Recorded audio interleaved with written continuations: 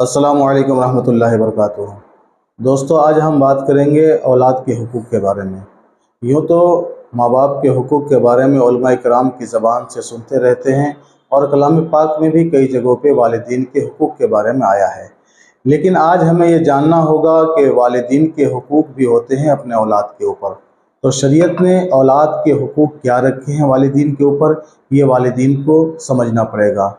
आज हम इसीलिए ये वीडियो बनाए हैं ताकि वालिदीन को पता चले कि उनके हुकूक़ क्या है उनके औलादों के लिए। तो आपके घर में जब औलाद पैदा हो तो पहले आपके औलाद का एक अच्छा सा मानदार नाम रखें और उसके बाद उसका अकीक़ा करें। जब वो बड़ा हो जाए तो उसे दीनी और दुनियावी दोनों तालीम दिलवाए। दीनी तालीम दिलवाने से ये फ़ायदा होगा कि उसे हर चीज़ की जानकारी हासिल हो जाएगी। उसे पता चलने लगेगा कि हुकूक़ वालिदीन क्या होता है, औलाद के हुकूक़ क्या होते हैं, मियाँ बीवी के क्या हुकूक़ होते हैं, रिश्तेदार और अहले इस्लाम के क्या हुकूक़ होते हैं। ये सारी जानकारी जब उसे हासिल हो जाएगी तब वो कभी भी नाफरमान नहीं होगा, अपने माँ बाप का वफ़ादार ही बनकर रहेगा। ये शरीयत ने हमें बताया है कि इस तरह अपने औलाद की परवरिश करें। लेकिन माँ बाप शरीयत की रोशनी में अपने औलाद की परवरिश नहीं करते हैं। ये बारहा देखा जाता है कि औलाद की मोहब्बत में माँ बाप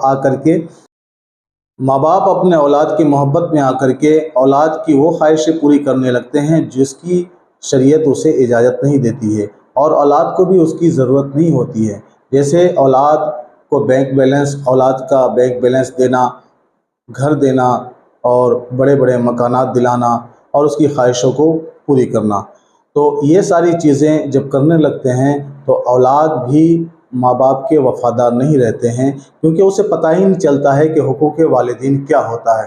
क्योंकि जब तक उसे हुकूक़ वालिदीन के बारे में पता नहीं चलेगा तब तक अपने माँ बाप के हुकूक़ वो अदा नहीं कर सकते हैं। और हुकूक़ वालिदीन पता करने के लिए, जानकारी के लिए दीन का इल्म सीखना ज़रूरी है। जब तक दीन का इल्म नहीं सीखेगा तब तक उसे अपने वालिदीन के हुकूक़ के बारे में पता नहीं चलेगा।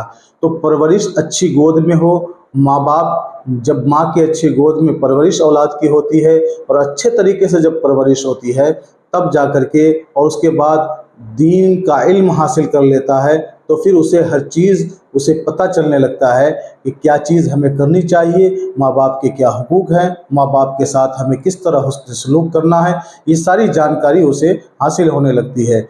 और अगर जब माँ बाप शरीयत की रोशनी में अपने औलाद को नहीं पालते हैं तो औलादें नाफरमान होने लगती है। हज़रत उमर इब्न ख़त्ताब रज़ी अल्लाह ताला अन्हु का एक वाक़या कि आपकी अदालत में एक बुरा शख्स पहुँचा और उसने हज़रत उमर फ़ारूक रज़ी अल्लाह ताला अन्हु से शिकायत की कि ऐ अमीरुल मोमिनीन, मेरा नौजवान लड़का मेरे साथ हुस्न सलूक नहीं करता है। हज़रत उमर रज़ी अल्लाह ताला अन्हु ने कहा कि फ़ौरन इसके लड़के को बुलाया जाए। उस बुरे शख्स के लड़के को बुला करके हज़रत उमर रज़ी अल्लाह ताला अन्हु ने कहा कि क्या तुम अपने वालिद के साथ हुस्न सलूक नहीं करते हो? तो उसने जवाब दिया कि ऐ अमीरुल मोमिनीन, क्या माँ बाप के हुकूक़ औलाद के ऊपर नहीं होते हैं? तो हज़रत उमर इब्न ख़त्ताब रज़ी अल्लाह ताला अन्हु ने कहा कि औलाद के ऊपर भी उनके माँ बाप के हुकूक़ होते हैं। तो नौजवान शख्स कहने लगा कि आप ये बताएं कि औलाद पर क्या हुकूक़ होते हैं वालिदीन के?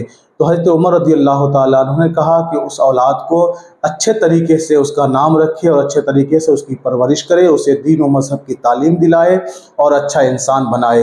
हज़रत उमर रज़ी अल्लाह ताला अन्हु की बात सुनकर वो शख्स कहने लगा कि या अमीरुल मोमिनीन, मेरे वालिद ने मेरे साथ ऐसा कोई सलूक नहीं किया, मुझे कोई अच्छी तालीम न दिलाई, मेरा कोई अच्छा नाम न रखा और जब मैं गलत सोहबत में जा रहा था तो मेरे माँ बाप ने कभी मुझे नहीं रोका और मुझे कभी इसकी जानकारी ही नहीं हुई कि माँ बाप का हुकूक़ क्या होता है और माँ बाप ने कभी मेरे साथ हुस्न सलूक नहीं किया।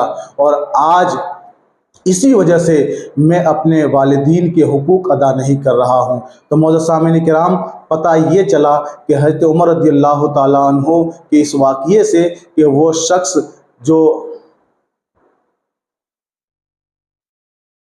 वो नौजवान की बात सुन करके हज़रत अमीरुल मोमिनीन उमर इब्न ख़त्ताब रज़ी अल्लाह ताला अन्हु ने उस शख्स से कहा कि जब तुम अपने औलाद के हुकूक़ अदा नहीं किए तो फिर तुम कैसे ये चाहते हो कि तुम्हारी औलाद तुम्हारे साथ हुस्न सलूक करे? तो دوستو ہمیں چاہیے کہ ہم اپنے اولاد کی اچھی پرورش کریں، شریعت نے جو ہمیں حکم دیا ہے اس کے اوپر، شریعت کے حکم کے اوپر رہ کر کے ہم اپنے اولادوں کی پرورش کریں اور اولاد کو دینی تعلیم دلائے تاکہ اولاد کو اپنے والدین کے حقوق کے بارے میں پتہ چل سکے۔